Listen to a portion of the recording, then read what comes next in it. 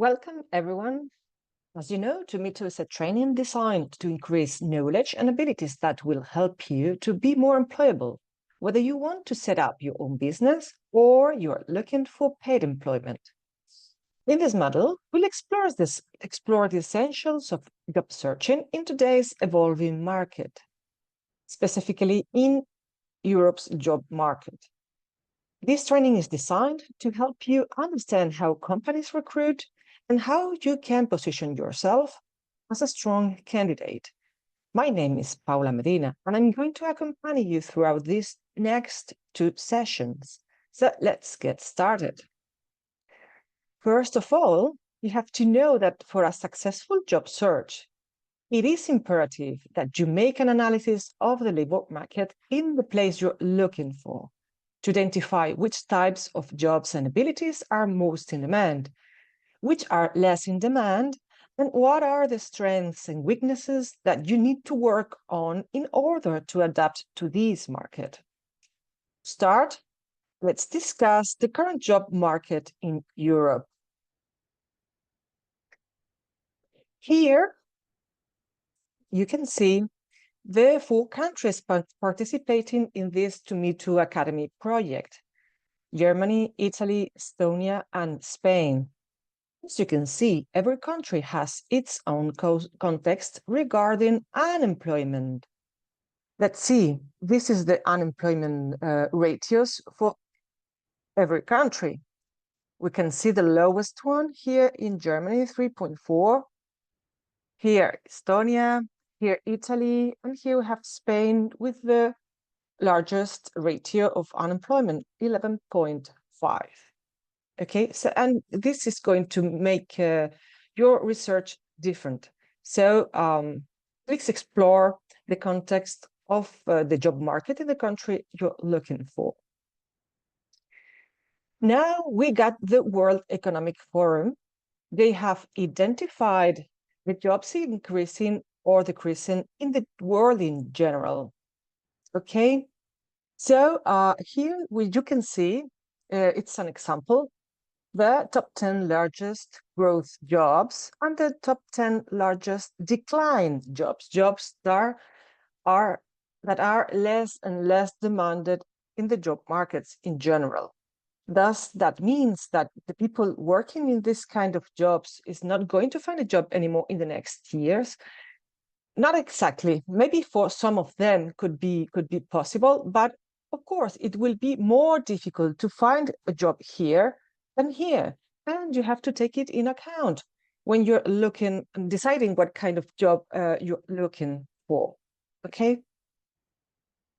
The World Economic Forum not only have identified the jobs increasing or decreasing, but also the top skills needed for today's jobs, today's and the next few years, such analytical thinking, creative thinking, resilience, motivation, etc., etc. Okay, you have them here, and you have to identify if you have some of these skills on your own, and if you need to develop them to work on them. Here you have top skills of 2025. I put it here because if you're going to search in internet the top skills of the World Economic Forum, you may find this, but they done this before these ones, even if the years are different, and these are now which are defined the top 10 skills for now and for the next years. Okay. Developing these skills can give you a competitive edge. Please note that it's always better, more useful to improve those skills we already have. And you don't need all the skills that appear here in this slide. You better concentrate in those you already have. If you find these skills defined in a job offer and they are part of your skills, emphasize them in your CV and in the interview. Okay. Now let's see the most in-demand jobs in 2024. In this slide, the most in-demand jobs that appear here: cybersecurity, artificial intelligence, tourism, and service, are the most in-demanded jobs in Spain. And you will have to look. It's very easy to find them on the internet. You will have to look for the most in-demand job in 2024 in the country you're looking for. You can find them, for example, in LinkedIn, but maybe in LinkedIn you won't find it defined by each country, but in the general LinkedIn network. But it's easy to find out. So, okay, just take a look what the job market is demanding, and think about if some of these jobs are interesting for you. Okay. Understanding which fields are expanding can guide your career choices and job applications. And bear in mind that new technologies are becoming more and more transversal to all types of jobs. Okay. Take into account that this is, for example, for Spain, that may be also true for Italy, but I'm almost sure that it is not for Germany or Estonia. Okay. So now let's dive into how companies search for candidates. Employers often look for a combination of training, experience, and certifications. Some companies have precise requirements, while others might not know exactly what they want until the right candidate appears. Okay, the key is to understand the job description in detail, note the keywords that appear in the job description, and tailor your CV to reflect them. Recruiters often screen applications with these terms in mind, so it's crucial to highlight relevant skills and experience. Regarding what information may appear in the job description, you will have to take a look at training and find out if it is essential. And if it is essential, this is the training you need to have for applying for that job position, or if it is valuable, and if you have something related to it. Regard to the experience, if they look for something similar of what you have or it's the same. And certificates and professional diplomas are always essential when they are written in, when you find them in a job description. Okay, you can't work as a lawyer if you don't have a law certificate, or as a doctor, or as an ambulance driver, for example, if you don't have that professional certificate or diploma. Okay. And always adapt your CV to the keywords and experience.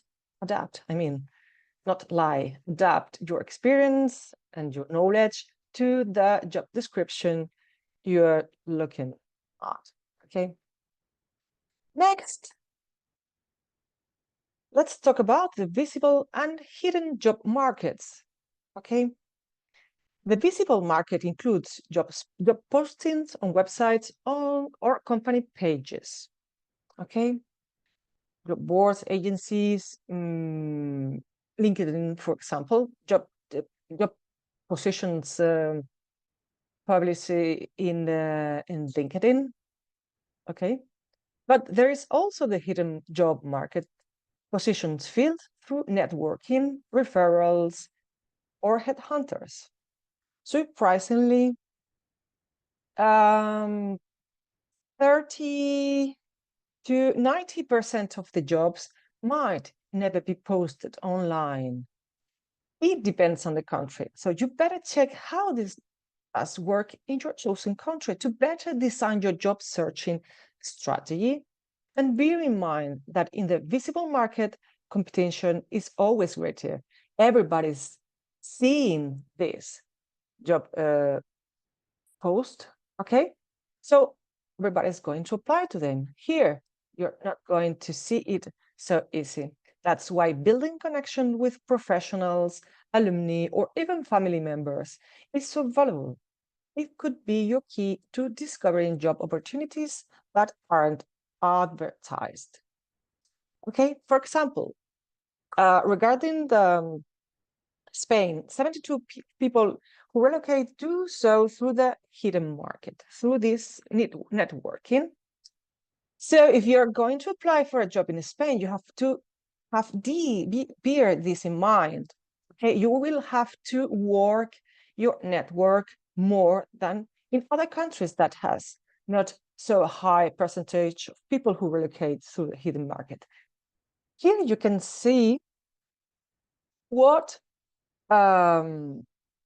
Eurostat says about this. They have the information for all the countries in Europe only until 2020, but it's okay.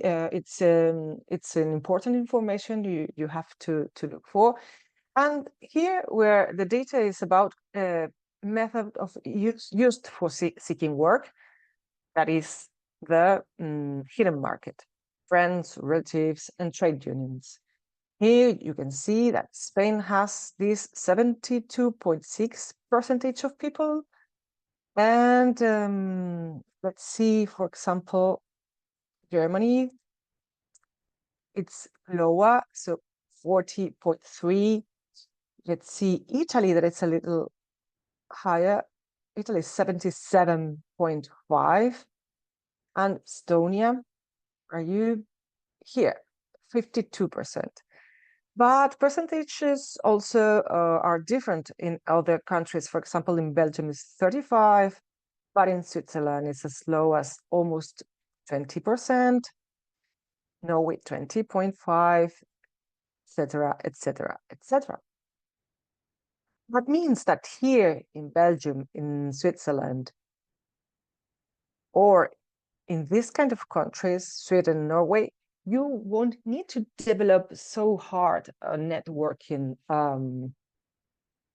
to help you to find the desired job, but in other countries is. So you must concentrate more on the hidden market or on the visible market, depending on the country you're looking for. Okay, perfect. So now let's see a job offer inside.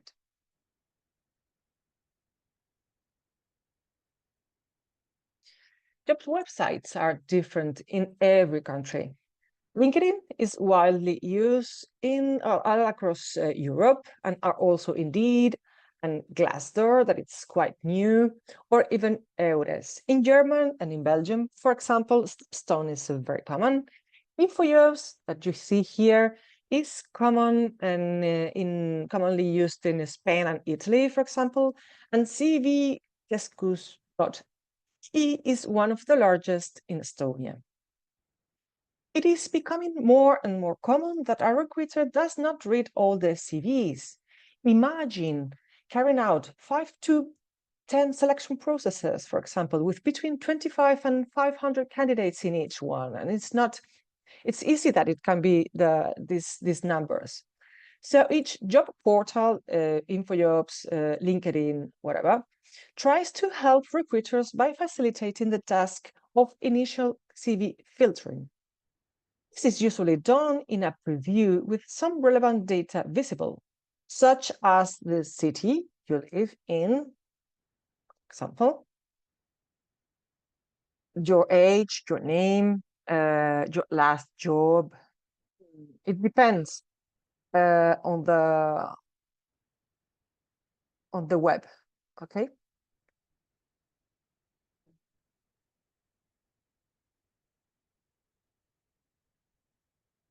This can help a recruiter to start filtering curriculums without having to read them all. Sometimes I think it's very common that a job position asks you also some questions. Okay. That will help also the recruiter to this first filter. And it is not about lying to give the answer you think they are looking for, but about being practical and honest. Do you really speak that language at a C1 level? Do you really have those years of experience they are asking for? Do you want to travel 50, 60, 70% of your time? Or do you really want to relocate to Alaska? The job offered is strongly related to the questions. And if there is something you don't want to do or you don't know how to do, there is little point in lying in your answers. Here, for example, we have InfoJobs questions. They are asking about the current job position, if you're working or not, your preferred job position, if you are willing to travel, if you are willing to relocate. It is important for the recruiter to understand all of this. Okay. When you submit a curriculum, it is often processed by an applicant tracking system, an ATS here. Okay. LinkedIn has its own, InfoJobs has also its own. So before reaching a recruiter, it is common for the ATS to do some of the initial screening automatically based on specific answers or characteristics of the CV.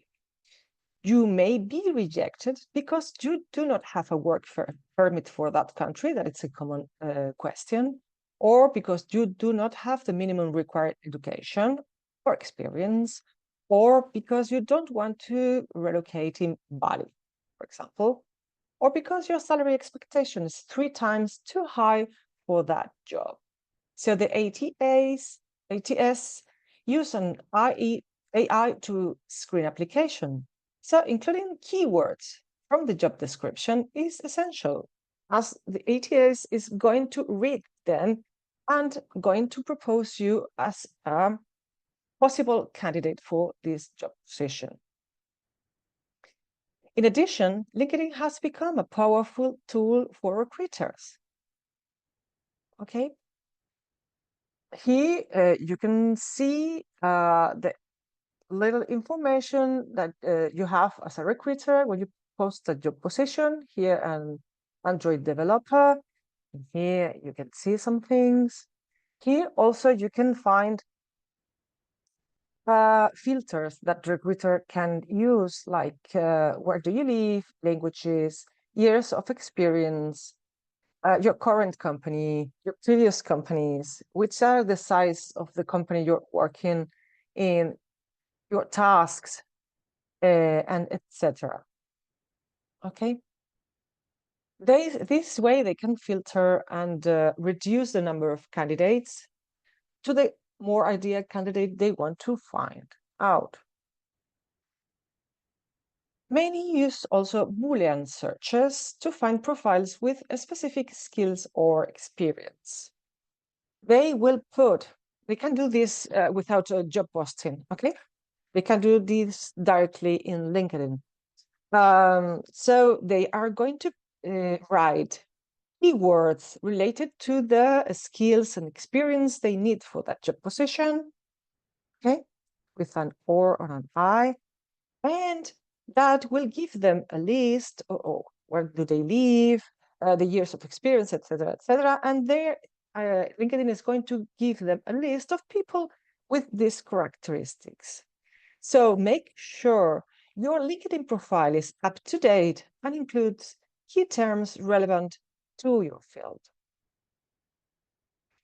Okay, so LinkedIn isn't just for building connections, that is important.